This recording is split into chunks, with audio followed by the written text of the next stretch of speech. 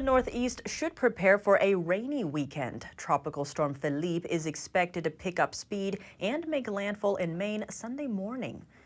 The front is expected to bring heavy rain and flooding to New England and New York. The storm is currently a post-tropical cyclone that passed near Bermuda earlier today, with winds of up to 50 miles per hour. It's bringing up warm, humid air along with the winds and rain, but the flooding is not expected to be as severe as last week. Moving on to former President Trump's civil fraud case, Trump doesn't have to break up his businesses for now. An appeals court judge has halted a key process, but declined to halt the whole trial. The former president's attorney today filed an appeal with a 1,000-page document in an attempt to bring the ongoing trial to a stop. He argued that the court went out of its way to issue penalties that prosecutors never even asked for, adding that the ruling is putting hundreds of employees out of work. That's because last week, New York Supreme Court Justice Arthur Engoron found Trump liable for fraud and ordered the Trump Organization and other businesses to dissolve. This means the former president would lose his entire real estate business within days. But the appeals judge has now temporarily halted that process. The trial is continuing. As for Trump, he's making his opinion known on the race for House Speaker, endorsing Ohio Congressman Jim Jordan. Meanwhile, a plan to hold a televised forum for Speaker candidates is ditched. NTD's congressional correspondent Melina Weisskopf has more. Former President Trump elaborating on his support for Congressman Jim Jordan to take the House gavel, highlighted his successes before coming to Washington, D.C. Trump writing on Truth Social, so much is learned from sports, and Jim was a master, going on to mention Jordan's championship victories in high school and college wrestling. Jordan is welcoming Trump's endorsement, but also is careful to keep in mind the different ideological perspectives of the other 220 members in the Republican House. I appreciate the president's endorsement. He's the leader of the party. You know, we got from Freedom Caucus to people in the middle to committee chairs. And Trump's endorsement of Jordan comes after news floated that Trump would attend that House meeting next week and also is open to temporarily serving as the Speaker to serve as a unifier. Trump says he doesn't want this position, but says he'll do it if it's necessary. But with that said, what does a Trump endorsement mean for these candidates and how members are viewing them? I'm not really big on endorsements. It will influence a lot of people. To the extent that there was any of that opposition to Jim Jordan 9 months ago, it has absolutely softened. I think there are a lot of people that don't support Donald Trump in the conference, quietly don't support him, and there are some who do support him. I think a lot of us are going to wait and see how the presentation goes. I think there's going to be momentum. Jordan and Congressman Steve Scalise are the top two Republicans vying for the speakership position. Both of them today calling off their plans to join a candidate forum live on TV with Fox News. Kevin Hern, who's a third congressman, a potential candidate, saying that he didn't decide whether or not he would try to take this position, but said that he wouldn't join that Fox debate, saying we need to make this decision as a conference, not on TV. The Republican conference needs a family discussion. The House Republican Conference is holding an internal closed-door meeting next week where they'll try to discuss and choose which candidate they want to move forward with internally before holding that public full-floor vote. Reporting from Capitol Hill, Melina Weisskopf, NTD News. And to get another perspective on the issue, we spoke with Epoch Times investigative reporter and host of Truth Over News, Jeff Carlson.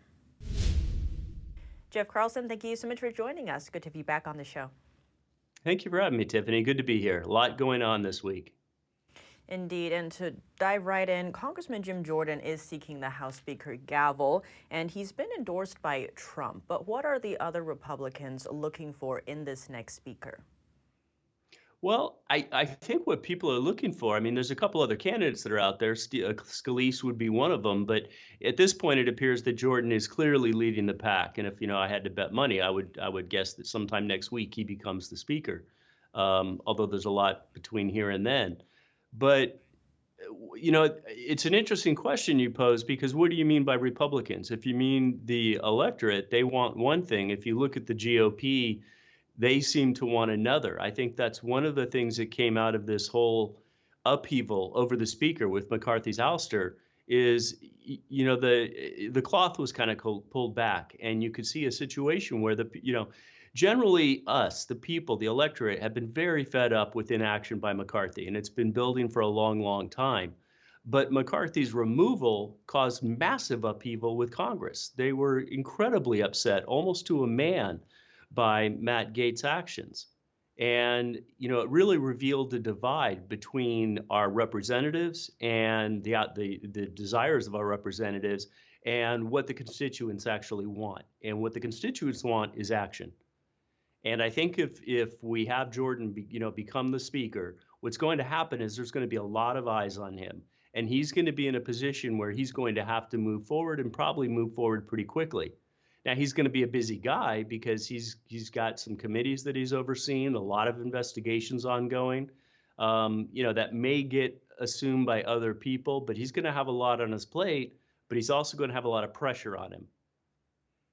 And Jeff, zooming in on the action part, how is Congressman Jordan trying to differentiate himself from McCarthy? Well, I mean, that's sort of an interesting question because one of our big complaints is, there's been these various committees that have been looking into Biden corruption, et cetera. But the reality of it is there hasn't been that much action. There's plenty of steps that could have been taken that weren't, such as subpoenaing Hunter Biden, going after Garland, the head of the DOJ, or Mayorkas. None of this has happened. So there's been a lot of headlines that have been put forth, but in terms of actual action, there hasn't been that much. And I guess that's sort of what I mean with a lot of eyes that are going to be on Jordan to see that if he aggressively picks up and moves things forward. There has been some talk, although it's not proven at this point, but there has been a lot of chatter that that McCarthy was actually holding up subpoena power. So now with McCarthy gone, there's literally no excuse for that. So it'll be really telling if Jordan becomes a speaker. It'll be very telling to see what he does within the first month. And zooming in on Congressman Jordan, he has signaled he's willing to work with President Biden if he becomes speaker. Now, he is also leading the impeachment inquiry into President Biden. How would him as speaker impact that impeachment proceeding? Well, that would be very interesting. It will be, I guess we're not even sure that he's going to be leading those committees after the fact. There may be a role change. And, don't forget that Jordan was actually defending McCarthy before this all came about. In the days leading up, including the day of McCarthy's ouster, Jordan was defending him. So it's unsure. But, what does every speaker have to say? The job of a speaker fundamentally is to sort of build consensus amongst his members. And I think it would almost, to say that he's going to cooperate, I guess that's not totally unexpected. But I think that's more words. Let's see what the actions are. And at this point, it's actions that are going to be much more important. And to one of your points, Jordan founded the House Freedom Caucus. He's also chief of the Select Subcommittee on the Weaponization of the Federal Government. How would him being speaker impact his other roles? Would he give them up? Would he keep them? I would hope that he would keep them, but what my larger hope is that all of this focuses attention on everything that's going on. The Weaponization Committee has incredible powers. They get all the information that the Intelligence Committee does, and that committee gets the highest level of intelligence from our government, more than any other committee. And the Weaponization Committee has complete access to that. And to date, the Weaponization Committee, I would characterize it largely as a disappointment. That was started with much fanfare, and there hasn't been much in the way of results.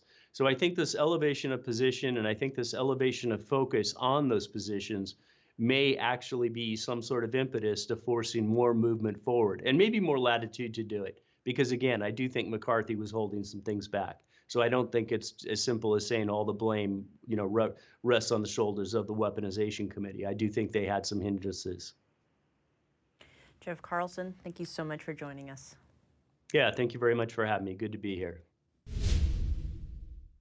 More jobs added than expected. What's in the September jobs report as President Biden argues media coverage is hurting his approval ratings. NTD's Iris Tao has more from the White House. The U.S. economy added 336,000 jobs in September, nearly doubling expectations. That's according to new data from the Labor Department, which also shows the unemployment rate remaining low at 3.8%. And President Biden touting that as a sign that Bidenomics is working. We have the highest share of working-age Americans in the workforce in 20 years. And it's no accident. It's Bidenomics. But the rosy job numbers could also prompt the Federal Reserve to further hike interest rates to try to tame inflation. Mortgage rates are already at a 23-year high, and prices continue to rise, with gas prices now averaging $3.75 a gallon.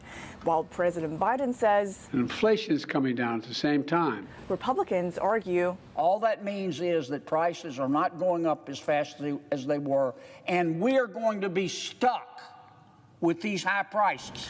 Thus, as a recent poll by ABC and the Washington Post shows that President Biden's approval rating on the economy has dropped to a 30% low. But President Biden on Friday blamed media coverage for why Americans aren't feeling happy about the economy. You all are not the happiest people in the world, what you report. And I mean it sincerely. You get more legs when you're reporting something that's negative. The Federal Reserve has signaled that it would closely monitor the U.S. economy to decide on future rate hikes. Its next decision could come in December. Reporting from the White House, Iris Tao, NTD News. The president of Mexico says the Biden administration isn't actually planning to continue construction of the border wall. He says it's just a show. NTD's Ariane Pastar explores the issue. Continuing construction of former President Trump's border wall. The White House this week announcing it will add around 20 miles of border wall in South Texas. However, Mexican President López Obrador on Friday says the Biden administration isn't actually planning on doing that, saying it's pure publicity. They don't want to build more sections of the wall. That's what they told us. Obrador's comments come just a day after high-ranking U.S. officials met with their Mexican counterparts. Secretary of State Antony Blinken, Homeland Security Secretary Alejandro Mayorkas, and others traveled to Mexico to discuss immigration. We'll discuss how we can redouble our efforts to stem the illicit flow of weapons from the United States into Mexico and synthetic drugs from Mexico into the United States. Contrary to Obrador's comments, President Biden on Friday again said the U.S. will build the wall, adding that the administration has to continue construction because the funds have already been allocated. Well, I was told that I had no choice, that Congress passes legislation to build something, whether it's an aircraft carrier, a wall, or provide for a tax cut. I can't say I don't like it, I'm not going to do it. The mayors of New York City and Chicago are also traveling south to tackle the illegal immigration crisis. We're going to assess the full situation, and that also requires our team to be at the border. To explore this issue and more, I spoke with Victor Avila. He's a former supervisory special agent with ICE and Homeland Security. He's currently running for Congress, aiming to represent a district in southern Texas along the border. Biden administration officials and 2 Democratic mayors are traveling south. Now, does this indicate that Democrats are changing their approach to the immigration crisis? I think that they've gotten to the point where they can't ignore it anymore. The American people are speaking out, especially because it's their own constituents, their own party, and their own members of the media that are questioning them and saying, listen, you've ignored this too far. The administration this week also announced it will deport illegal immigrants from Venezuela back to their home country by plane. However, Avila tells me he doubts this plan will have a real-life impact, saying it will take a very long time to actually deport millions of people by plane. Ariane Pastar, NTD News. Next, Hunter Biden's attorney Richard Jones today filing a motion to back out of the case he's representing. This comes after the president's son pleaded not guilty to his federal gun charges earlier this week. Jones is the latest in a string of lawyers to leave Hunter Biden's legal defense cabinet. He didn't explain the reason for his departure. Hunter Biden is facing 3 felony gun charges. If convicted on all counts, he could face 25 years in prison and up to $750,000 in fines. Welcome back. Are the RNC debates without former President Trump pointless? Some Republican Party members are admitting that that seems to be the case. NTD's Arlene Richards has more. It's debatable whether or not the Republican National Committee should continue to hold presidential debates. Some members of the party are getting frustrated. Why? Because some say without former President Trump, the debates seem pointless. The former president skipped the first two debates, and he's not showing up for the third one. He has said that because of his poll numbers and the fact that he was a former president, he doesn't have to attend. Trump leads the primary field at 57.4%, according to a Real Clear Politics poll average. That's more than 44 percentage points above Governor Ron DeSantis, his closest competitor. RNC committeewoman from Virginia, Patty Lyman, told Politico, "You can't put your head in the sand and pretend these debates are going to result in someone other than Donald Trump getting the nomination." Other RNC members said the debates were demeaning to the participants. Former Speaker of the House Newt Gingrich said this. I was talking to our mutual friend, the pollster Matt Towery, this afternoon, and Matt said to me, based on what he saw last night, this race is over. Donald Trump will be the nominee. They might as well quit having the various debates because they don't work. They're not helping anybody. The former president's campaign said the upcoming debate should be canceled immediately, with more focus on stopping the Democrats from stealing the 2024 election. Tyler Boyer, a national committeeman from Arizona, told Politico the debates can be salvaged if Trump is there. Others believe the debates are an important part of the process. Gordon Kinney, the national RNC committeeman from Missouri, told the New York Times these other people are entitled to have their day too, and we're trying to make it fair. The RNC says the third debate, set for November 8th in Miami, will go on as planned. In a statement, a spokesperson for the committee said that as long as there are candidates who qualify for the stage and want to debate, the RNC will continue to sanction debates. Arlene Richards, NTD News. Now let's go into a similar topic about an upcoming debate between two governors, one running as a presidential candidate. We spoke with someone who's following the candidates very closely, author and Epoch Times columnist Roger Simon. His new book, American Refugees, is now #1 in the local politics category on Amazon, and it's not even out yet. He's also the director of Epoch TV's The Presidential Roller Coaster. Here's our interview. Roger Simon, thank you so much for joining us. Good to have you back on the show. Yeah, my pleasure to be here. Roger, to begin, Fox is hosting the upcoming debate between Florida Governor Ron DeSantis and California Governor Gavin Newsom. Now, DeSantis is running for president, and Newsom, however, is saying he's not running against President Biden. Do you see this debate as a strong indicator that Newsom is preparing for a presidential run, if not this election, potentially in the future? The answer is a very simple one. Why, yes. Of course, the man had very clear presidential ambitions, and they could materialize very soon. You may have to deal with Michelle Obama, who may also have similar ambitions. We are going to see. And now Newsom is actually going after DeSantis. He's saying that DeSantis took the bait in agreeing to this debate, adding that in his opinion, it makes DeSantis unfit for president. Why do you think DeSantis agreed to this? And do you think Newsom's view is shared by other people? Well, you know, I think what politicians really like is visibility. And this gives them both some visibility. I regret that it's on Fox because I think Fox has become too important in this internecine battles, and it shouldn't be. But that's just a small part of it. And in actuality, I think both men will, want to be in the spotlight. Both men have presidential ambitions. And Roger, now switching to the GOP presidential debates, Trump has skipped the previous two. He's indicated he's going to be skipping the third and the rest as well. Now, members of the Republican National Committee, or RNC, are saying that the debates without Trump are meaningless. Others are arguing it gives the other candidates a time to shine. What's your view of this? I'm on the meaningless side, I'm afraid to say. In the beginning, I was willing to give it a chance. Now it's become a little weak. At first, it seemed like it might even be a also-ran contest for vice president nomination. I'm not even sure that's true anymore. There's no particular reason that Trump has to pick any of these people if he runs.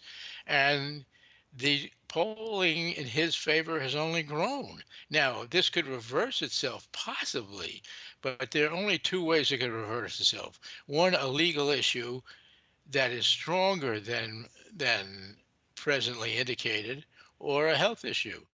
And Roger, you actually wrote an opinion piece on this topic, and you note that the RNC is forbidding Ramaswamy and Christie, both presidential candidates, from debating each other on Fox News. How much power does the RNC have in shaping how a presidential candidate comes across? More than they should, in my view. I mean, I'm not particularly pleased that they did this.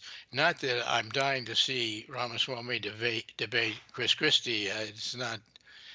Even though I think Ramaswamy's a smart guy and Christie is the biggest Trump basher on the Republican side, it's just not that interesting. But on the other hand, the RNC's control of all this stuff is not seemly. It shouldn't be. They have too much power, and the candidates should be free to do what they want. I mean, they're not the slaves of the RNC. And on that note, what can we expect from all the candidates as the third GOP presidential debate is coming up in November? Desperation to be noticed, because as I point out in my article, the number of people watching has already declined, and it's at numbers that are lower than the Trump debates back in the previous elections. So I think they'll be crossing their fingers that someone's watching. I mean, pretty soon your show's going to get more attendance, and I think with justification, that's the problem. I think they're going to have to think of some very interesting things, and I think the RNC should think of a new format, think of new ways to do this, because the previous debate was roundly dissed by everybody, virtually, and it was a bunch of people yelling on top of each other, and we learned very little. And if they can't get past that, people are just going to switch off. They can always watch a football game or tennis. Well, Roger Simon, thank you so much for your time. My pleasure. More on the 2024 presidential campaign. Campaign staff of GOP candidate Vivek Ramaswamy said protesters rammed their car into a campaign vehicle. The incident took place in the central Iowa city of Grinnell yesterday afternoon. Ramaswamy's campaign said two protesters were upset about his remarks in opposition to aid for Ukraine. They yelled and swore at the candidate before at least one of them jumped into a vehicle, rammed into Ramaswamy's empty campaign car, and sped off. The campaign said that no one was injured and that it had filed a police report. But police say no evidence supports the claim that the crash was intentional. A 22-year-old woman involved in the crash said she was not there protesting anything and had no idea whose vehicle she had hit. United Auto Workers President Shawn Fain says they are making significant progress, getting key concessions from the big three automakers, being Ford, Stellantis, and General Motors. In particular, he announced they've had a major breakthrough that will change both the union and the entire country. GM has now agreed in writing to place their electric battery manufacturing under our National Master Agreement. We've been told for months that this is impossible. We've been told the EV future must be a race to the bottom. And now we've called their bluff. This concession will give many workers higher wages and other benefits. The UAW was threatening a strike at GM's Arlington, Texas plant. It's the most profitable auto plant in the world, according to GM Authority. The plant makes some of GM's best-selling SUVs. Fain says the strike is working, but they're not there yet. He says the ultimate goal is to win record contracts that match up with the automaker's record profits. And as the world watches, Ukraine faces another blow. Missile attacks claim more innocent lives in the city of Kharkiv. Some of the residents shared their experiences, and just a warning, the following footage may be disturbing to some viewers. NTD's Jason Perry has the update. Russia launched another deadly attack on Ukraine, the second in 2 days, according to Ukrainian officials. 2 ballistic missiles hit Kharkiv, injuring 23 people and killing a 10-year-old boy who was wearing Spider-Man pajamas. Here's his father soon after the attack, before finding out his son had died. A missile hit my apartment directly. I pulled out my younger son and my wife. My son and older son, 10 years old, are still here. The boys are trying to pull him out. And a neighbor added this. There is my apartment and what's left of it. There is nothing to add. Go ahead and film it. And another resident caught in the attack shared her experience. I am from the 2nd floor. Everything fell on me from the 3rd floor. All the windows, everything got blown out. The rescuers pulled me out of the window on a ladder. These attacks occurred just a day after a crowd of Ukrainians had gathered in a village to mourn a fallen Ukrainian soldier. And as everyone settled in at the service, a missile struck, killing 52 people and injuring several more. A couple from the village shared their thoughts. All the time they miss. Well, this time they hit right in the middle of the village. I was at the cemetery today and discussing whether we should do a memorial for all. A mass grave. A mass grave and one monument for all? I don't know. Meanwhile, on Friday, the Russian press secretary denied responsibility for the attack, saying the Russian military doesn't strike civilian targets and that the strikes target military infrastructure and troop locations. Now that Congress has no Speaker of the House, getting U.S. military aid to Ukraine may be a bit more difficult. Ukrainian President Vladimir Zelensky on Friday said that the situation with the United States is dangerous, and he hopes that the U.S., Europe, and Ukraine will continue to work together through the challenges. Jason Perry, NTD News. The strength of the U.S. labor market soared above expectations. More jobs added in September, and the unemployment rate remained low. For further analysis on the new jobs report, NTD Business's Don Ma talks with a labor market economist. And here to talk to me about the latest jobs report is Chief Economist at ZipRecruiter, Julia Pollack. Julia, with economic data points, it's never a straight line down or a straight line up. So there's going to be some bumps along the way. We got this number this morning, 336,000 jobs added last month, way above expectations. What should we make of this number? Is the job market heating up again? How should we take it? Yeah, this report suggests that the job market is reaccelerating, and it's consistent with the Atlanta Fed's GDP Now estimate of third quarter GDP growth at 4.9%, about twice the usual long-run average. So there is plenty of evidence to suggest that economic activity is still chugging and that the economy is still generating jobs quickly. So what about when before we talked about perhaps the labor market could potentially be cooling? How does that fit into this jobs report number? Well, there's a little sign of a cooling labor market here, although the unemployment rate did hold steady at around 3.8%. So it does suggest that the labor market is no longer at a point of record low 3.4% unemployment. It's not overheating. And the wage growth number was fairly cool. Over the past 3 months, wage growth has taken place at only a 3.4% average rate, annualized rate. And so workers are receiving real wage increases, but wage growth is cooling. And that suggests that the Fed can have its cake and eat it. It is bringing inflation down meaningfully without seeing painful job losses. Instead, the economy is still growing, and we're seeing the whole labor market move towards a more sustainable place.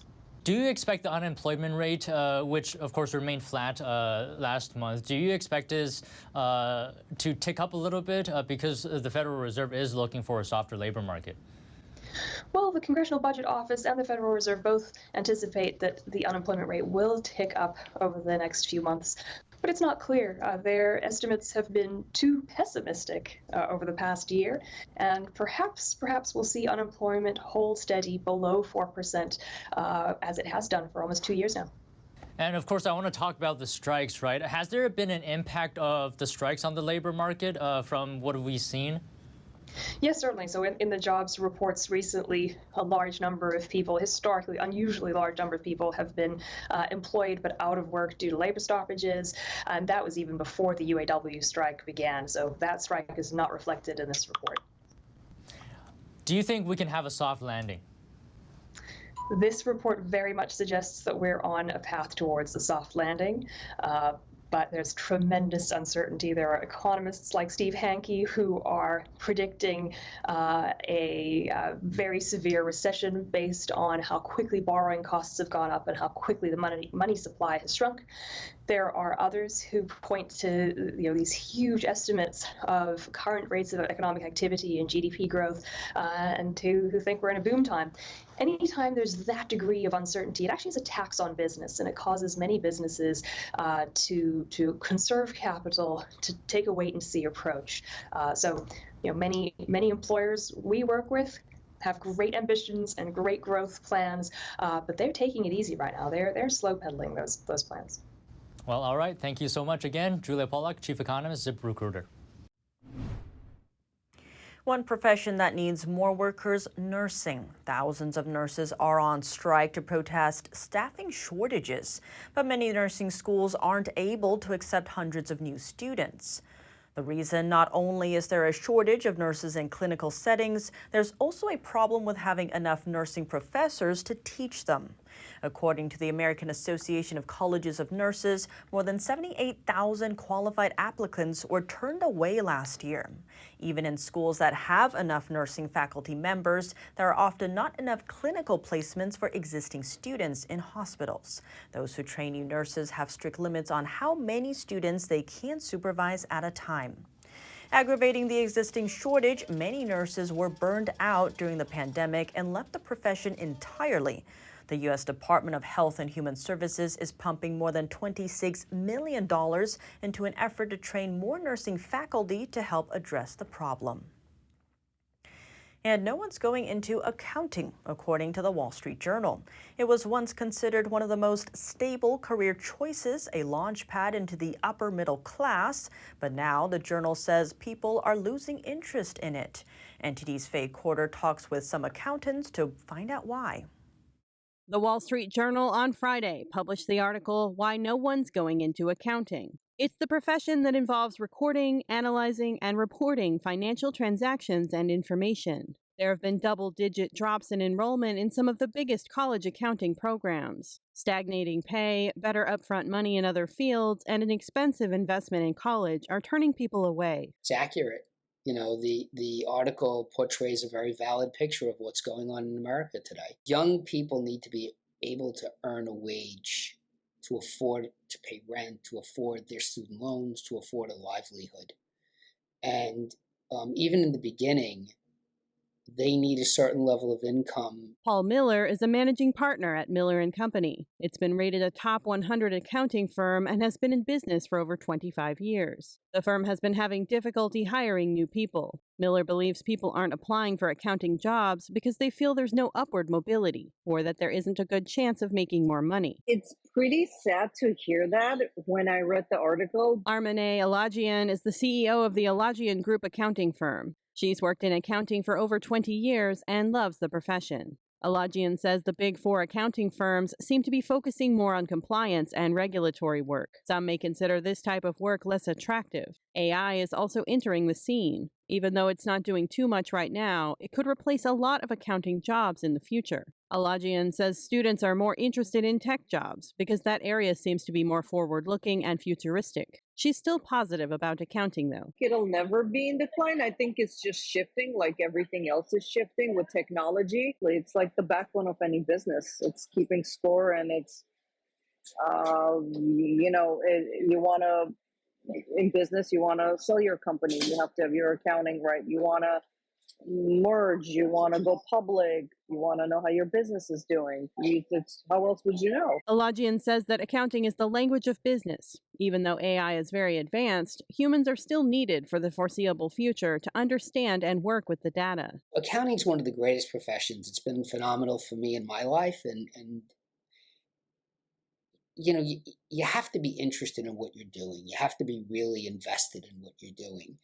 And if you are, you will reap the rewards. Miller says the numbers always tell an interesting story. Stories about how people spend and how businesses are doing, something he finds very gratifying. Miller says if you really immerse yourself within the profession, there can be a lot of success. Faye Quarter, NTD News.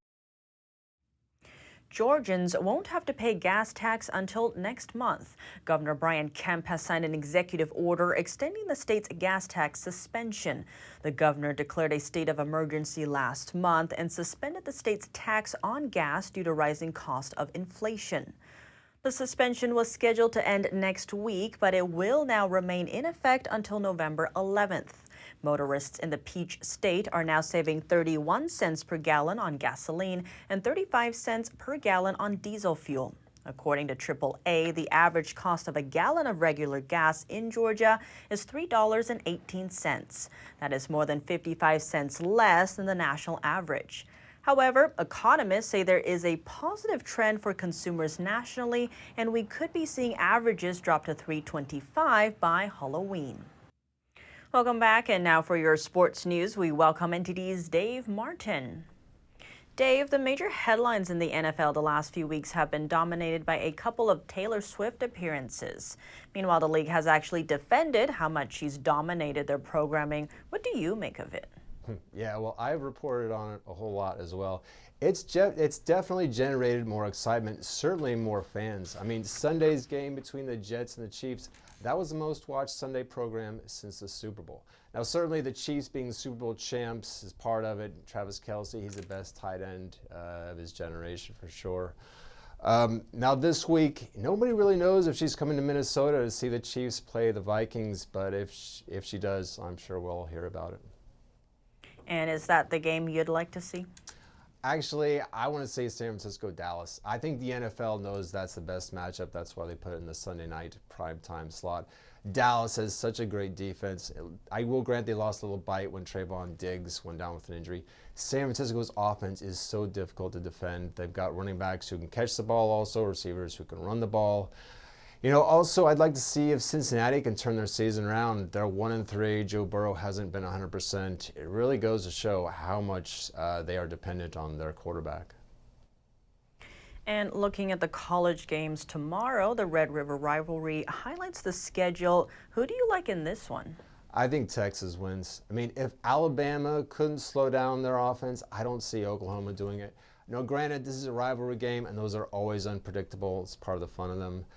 Now, this is the last year this rivalry game takes place in the Big 12. Fortunately, it does continue in the SEC. That's probably, though, the worst thing about the conference realignment.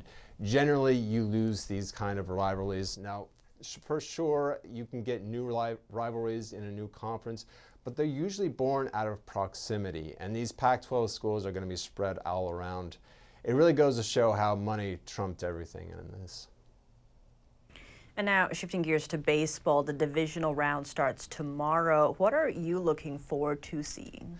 Yeah, I want to see the Dodgers and see if they can get another World Series title this year. You know, this is their 11th straight postseason appearance, 10 division titles, but they only have one World Series title to show for it. It's like not quite a dynasty yet. It's like the Braves, like almost a dynasty of the 90s and 2000s. I'm also interested to see Clayton Kershaw pitch for them because, you know, he kind of personifies this. He's got 3 Cy Young awards for his regular season prowess, but his postseason numbers really haven't been quite as good. It really goes to show really how much pressure these players are under at this stage of the postseason. As always, thanks for joining us, Dave. Thank you, Tiff. Mini chefs discover the magic of cooking and nutrition. A cooking school in Los Angeles gives youngsters the opportunity to gain valuable life skills. NTD's Stephanie Sakal has more. In our world of foodie fun, even kids can join the adventure. Take a look at these tiny chefs in the making.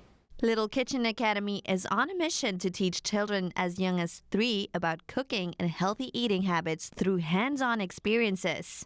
In the 3-hour classes, kids acquire practical cooking skills and learn about the origins and health benefits of their food. Little Kitchen Academy is a beautifully designed, first-of-its-kind Montessori-inspired academy where children can come in and understand, develop, and refine their senses and their confidence in the kitchen. Safety is a top priority, but the program also encourages children to become more independent, fostering personal growth.